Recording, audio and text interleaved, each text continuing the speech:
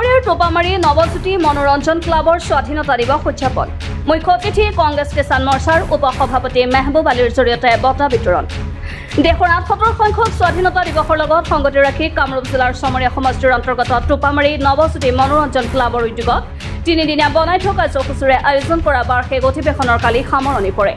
যোৱা ১৫ আগষ্টৰ পৰা অনুষ্ঠিত এই অধিৱেশন উপলক্ষে সিদিনা পতাকা উত্তোলন কৰে ক্লাবৰ সভাপতি মহিবুৰ ৰহমানে। পতাকা উত্তোলনৰ অন্তত শোভাযাত্ৰা, সভা-সেৱা, বৃক্ষৰোপণ, প্ৰতিযোগিতামূলক নৃত্য, কুইজ, তৰ্ক, আকস্মিক বক্তৃতা, মাৰথাণ্ডৰ প্ৰতিযোগিতা আদি কাৰ্যসূচী অনুষ্ঠিত কৰা হয়। বাৰ্ষিক অধিৱেশনৰ অন্তিম দিনা অৰ্থাৎ কালি সন্ধিয়া মুকলি ও বঁটা বিতৰণী সভা অনুষ্ঠিত হয়। ক্লাবখনৰ সভাপতি মহিবুৰ ৰহমানৰ পৌৰোহিত্যত অনুষ্ঠিত সভাত সম্পাদক শ্বাহাদত আলম আহমেদে বাৰ্ষিক প্ৰতিবেদন পাঠ কৰে। সভাত কংগ্ৰেছ কিষাণ মৰ্চাৰ উপসভাপতি তথা বিশিষ্ট সমাজসেৱক মেহবুব আলী উপস্থিত থাকি ভাষণ প্ৰদান কৰাৰ লগতে বঁটা বিতৰণ কৰে। তদুপৰি সভাত অধিবক্তা ছাইদুৰ ৰহমান, মাহতলী বজাৰ ক্লাবৰ সভাপতি মীৰ ছফিকুল হক চৌধুৰী, বিজেপিৰ চমৰীয়া সোণতলী যুৱ মৰ্চাৰ সভাপতি মনিৰুল ইছলাম, গাঁও পঞ্চায়ত সমন্বয় ৰফিকুল ইছলামৰ লগতে বহুতো গণ্যমান্য ব্যক্তি উপস্থিত থাকে। নিশা সাংস্কৃতিক অনুষ্ঠানত বিভিন্ন শিল্পীৰ গীতৰ জৰিয়তে অনুষ্ঠানৰ সামৰণি কৰে। খেলাৰ ক্ষেত্ৰতে হওক বা কলা সংস্কৃতিৰ ক্ষেত্ৰতে হওক যিখিনি আপোনালোকে সহানুভূতি দেখাইছে এইখিনি মোৰ কাৰণে সদায় অনুকৰণীয় হৈ থাকিব। শ্ৰদ্ধা ৰাজ, মোৰ উপযুক্ত বক্তাকেইজনে আপোনালোকক যথেষ্ট ভাল কথাখিনি আপোনালোকক কৈছে। এখন সমাজৰ উন্নয়নৰ হকে কৰিব লাগিলে আমাৰ সমাজৰ যুৱ বন্ধুসকলে আগভাগ ল'ব লাগিব। যুৱ বন্ধুসকলে যদি আগভাগ ল'ব পাৰে তেতিয়াহ'লে আমি এখন সমাজ আগবাঢ়ি যোৱাত কিছু সহায় কৰোঁ।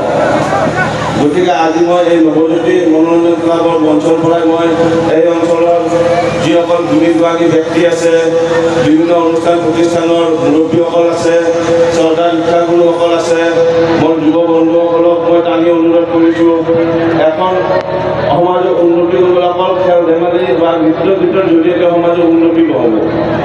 সমাজৰ উন্নতি কৰিব লাগিলে যথেষ্ট পৰিণৰ থাকে। গতিকে আমি তেনেকুৱা উপযুক্ত পৰিৱেশ এটা গঢ় দিব লাগিব।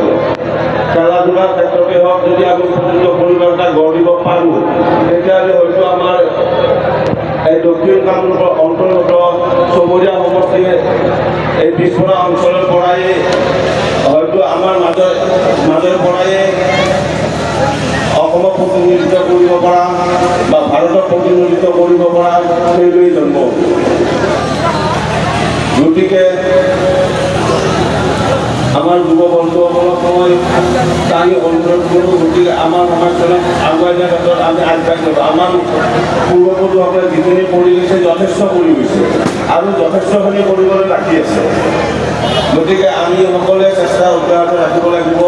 মোৰ বক্তাকেইজনে অলৰেডি কৈ গৈছে, আমাৰ সমাজখনত ড্ৰাগছৰ মাৰাত্মকতাই হওক, বাল্য বিবাহেই হওক, জুৱাই হওক, বহু বিবাহেই হওক, মানে কেনেকুৱা প্ৰভাৱ পৰে। গতিকে আমি এইবিলাকক লৈ আমি সদায় সতৰ্ক থাকিব লাগিব। গতিকে মই মোৰ বক্তব্য বেছি দীঘলীয়া নকৰোঁ। আপোনালোকে আহিছে আজি মানে সাংস্কৃতিক সন্ধ্যা উপভোগ কৰাৰ কাৰণে, হয়তো বেছিকৈ ক'লে আপোনালোকৰ মাজত। সোণতলীৰ পৰা আবুল হাছেমৰ ৰিপৰ্ট, আছাম।